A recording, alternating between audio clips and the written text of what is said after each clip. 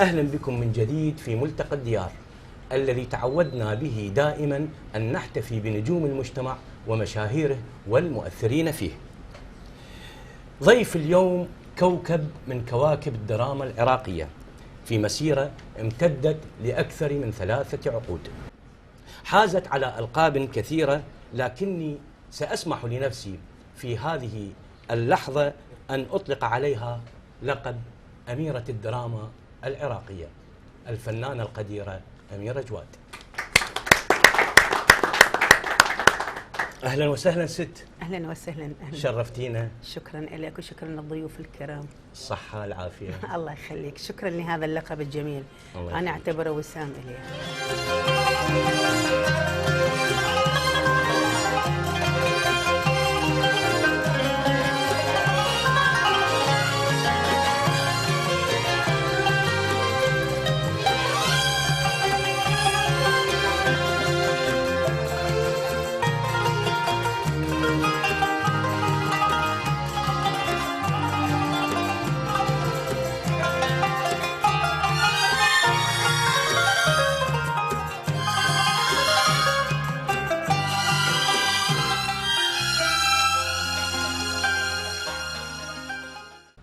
احنا الآن في مبنى قناة الديار. نعم.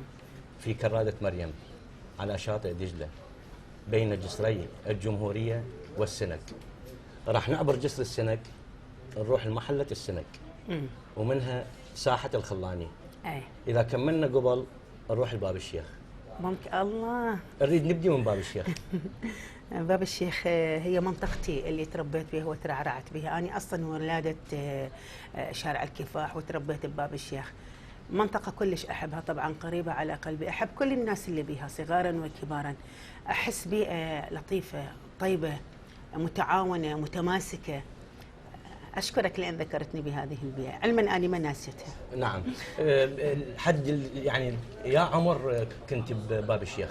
أنا خلصت المتوسطة وانتقلنا من باب الشيخ. نعم. لأن احنا أصلا الوالد بشارع الكفاح يشتغل، والدي وأخوي، فيعني هي تعتبر منطقتنا من باب الشرجي لحد باب المعظم، يعني سوق حنون، شارع الكفاح، الفضل، يعني ها كلها تنقلنا بها مراحل. نعم. إلا أن الوالد الله وفقه واشترانا بها. تندليها؟ إيه طبعا. أنا له شكر. أهلا وسهلا.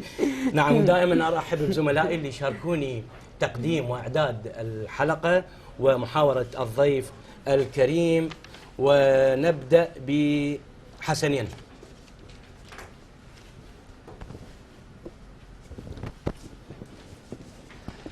أرحب بست مرة أخرى بملتقى الديار. أهلا وسهلا. متألقة دوما على الشاشة وبالدراما العراقية. الله يخليك. الله يخليك. ست، حدثينا عن بداية انتمائك للفرقة القومية للتمثيل. انتميت للفرقة القومية سنة 72 في مسرحية شيرين وفرهاد للمخرج المبدع الراحل الأستاذ قاسم محمد. كانوا محتاجين فتاة صغيرة بالعمر، فأني رشحوني لهذه الشخصية، ومن سنة 72 ولحد الآن أنا لا أزال بالفرقة القومية للتمثيل. أول عمل قدمته مع نجوم الفن العراقي السيدة فاطمة الربيعي، الراحل هاني، السيدة سعاد عبد الله، زهرة الربيعي، فكانت رهبة كبيرة إلي طبعا. نعم. فتاة صغيرة ما يتجاوز عمرها 14 سنة تقف مع هكذا عمالقة وتخصص فن. نعم. علما أني أصلا تخصص فن، أني أصلا الفنان جواد ناجي المنتج والمخرج السينمائي العراقي. نعم. يعني أني عندي تجربة من سنة 65 مع الوالد، ممثلة. أنا فيلم ليالي العذاب وعذبتني الحياة، البطولة كانت إلي بس كنت طفلة، وبعدين مراحل الفيلم من تكبر تتحول إلى الفنانة أحلام وهبي. نعم. اللي هي البطلة.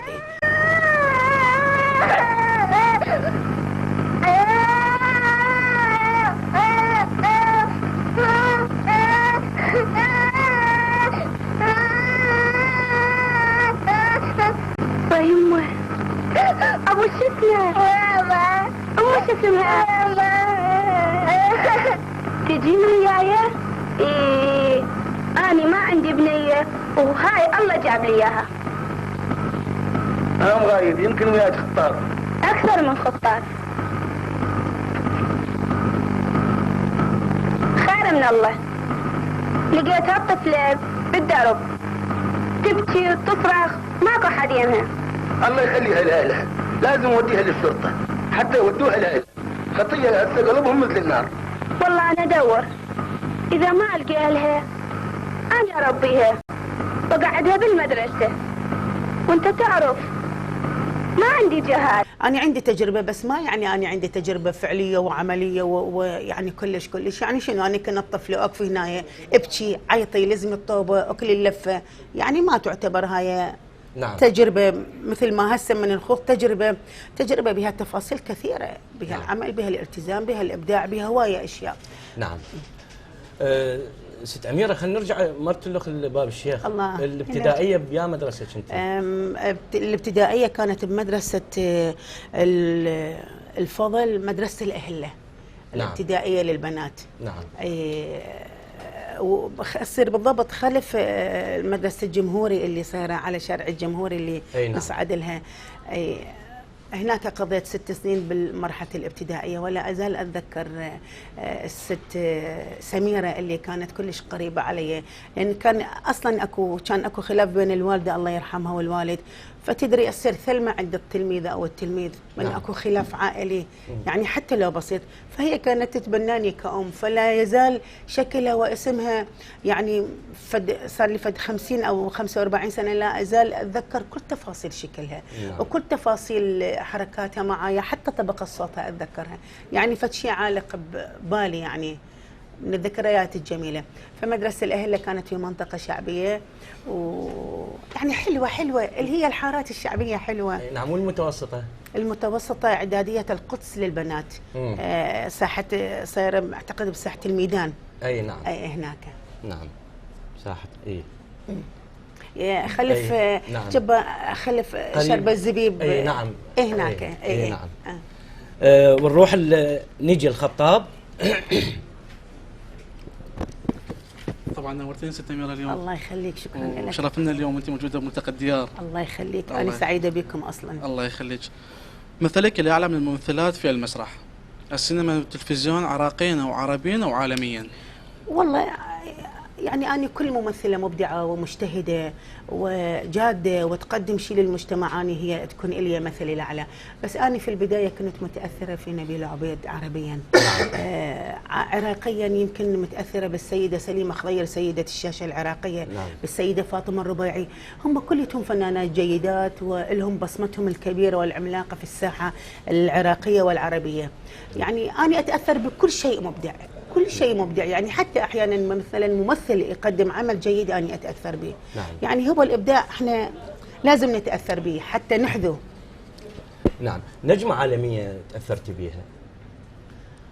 والله يعني قلت لك اني اتاثر باي عمل، العمل يشدني مو النجمه يشدني، العمل والمنجز اللي تقدمه يشدني. نعم. نجي لزينه. اهلا وسهلا بيك، نورتي قناه الديار. خلي شوي نروح لبيتك، نريد نعرف هواياتك، المطبخ، شلون تبدين يومك، اصدقائك. ممكن جدا ممكن. اني في بيتي عندي طفلين، انه اولادي انا لا ازال اسميهم اطفالي، نور وعلي. علي خريج كليه الله يخليك، ونور خريجه اكاديميه الفنون الجميله قسم المسرح. نور متزوجه وساكنه معايا هي وزوجها ابن خالتي.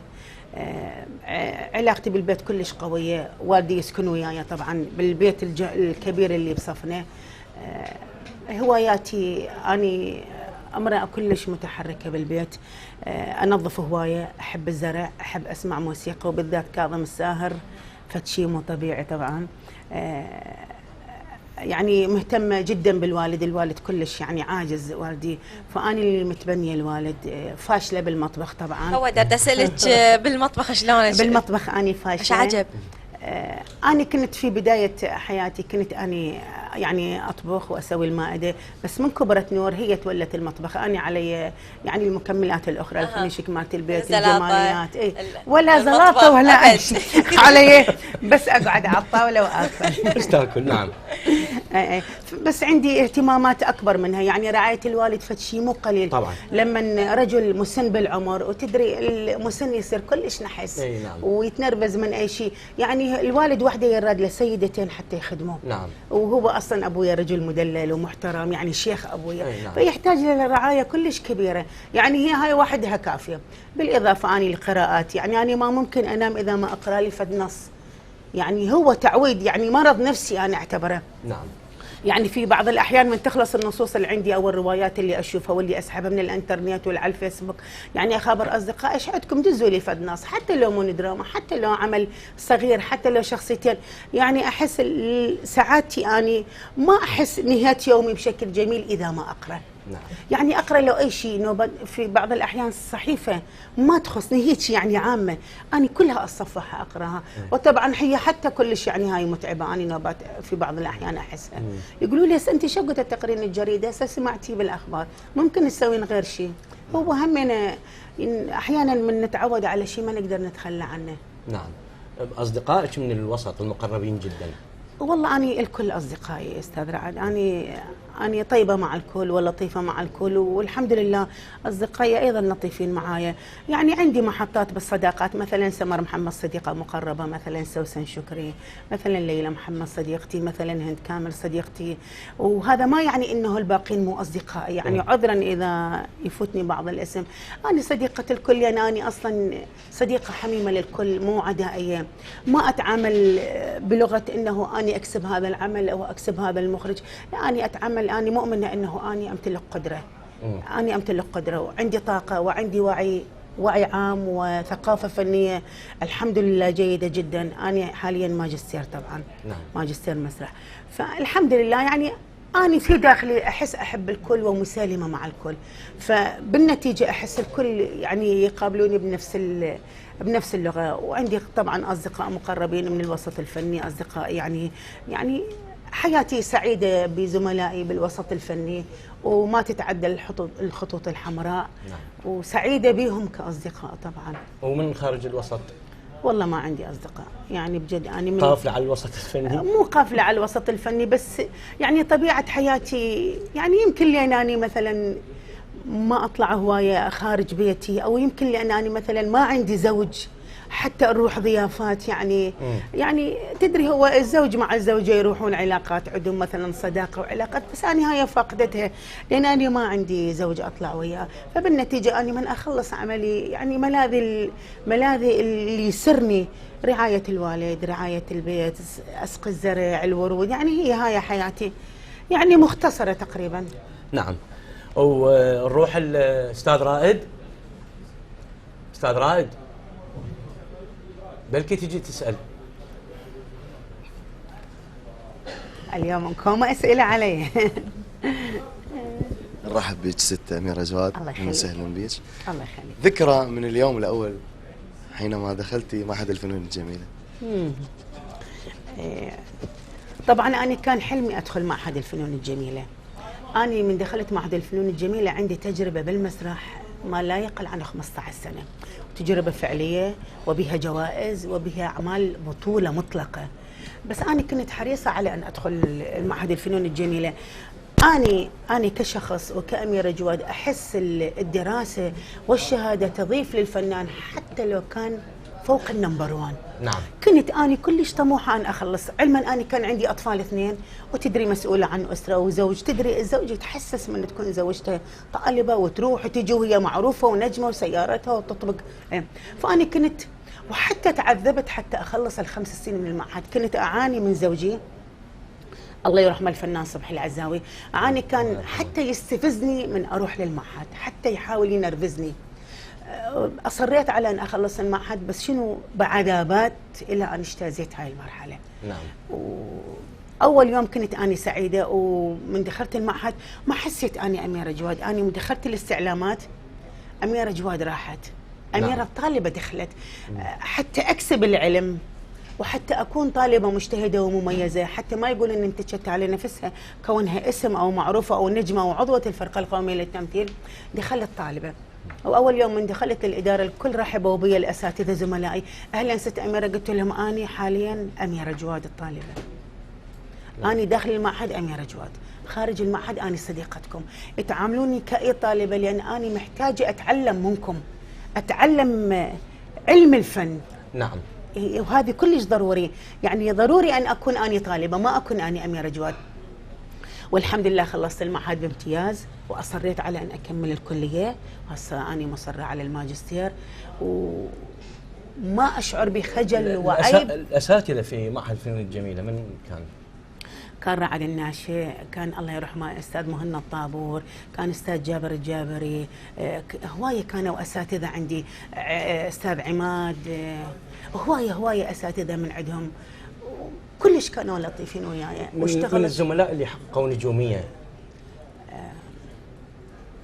وماكو زملاء بمرحلتي، ماكو. كانت معايا زميلتي ضمياء بدن، زهرة بدن. نعم. كانت في نفس المرحلة معايا، بس هي اللي يعني ثبتت على الساحة الفنية، والباقين يعني ما استمروا، يعني اشتغلوا أعمال بس ما نقدر نقول نجوم. مثلا علي حمزة، مثلا ها كان فيض الفيضي معايا، فيض الفيضي المخرج التلفزيوني حاليا اللي هو بالسويد، وهو من الأصدقاء المقربين جدا إلي. كان عادل عباس، هم مو مرحلتي، أنا كنت مسائي هم صباحي، بس هم تدري شباب عندهم أكثر من منجز بالمعهد، فينتظرونا لحين ما نجي إحنا المسائي يشاركون. واشتغلت لهم مسرحية الخالفانية من الأعمال المميزة، أخرجها الأستاذ مهنا الطابور للمعهد، وكانت أخذت جائزة. نعم. يعني فتشي ترك بصمة بالمعهد، معهد الفنون الجميلة على أثرها. اشترك معايا بطولة المسرحية الراحل أستاذ خليل الرفاعي وزهرة بدن كانوا معايا، وسهير أياد. نعم. ايه. شهد، إذا تسمحون. مرحبا بك.